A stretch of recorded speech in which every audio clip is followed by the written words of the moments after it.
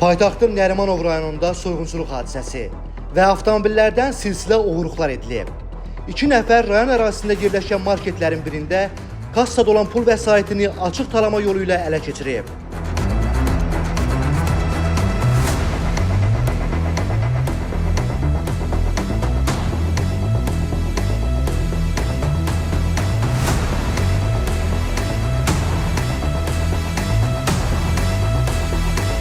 Nərimanov rayon polis idarəsinin əməkdaşları tərəfindən keçirilən tədbirlə soyğunçuluq əməlini törətməkdə şübhəli bilinən, əvvəllər məhkum olunmuş 35 yaşlı Şirməmməd Məmmədov və 21 yaşlı Rəcəb Qulamov saxlanılıblar. Araşdırmalarla həmin şəxslərin əlavə olaraq rayon ərazisində 3 avtomobilin şüşəsini qıraraq nəqliyyat vasitələrindən qiymətli əşyalar uğradıqları da məlum olub.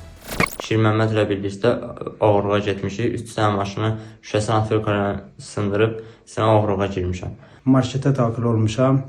Pulu götürmüşəm, arvad qarşımı kəsərkən arvadı itələmişəm və oradan çıxmışam çölə, Rəzəblə birlikdə hadisə yerindən qaçmışam.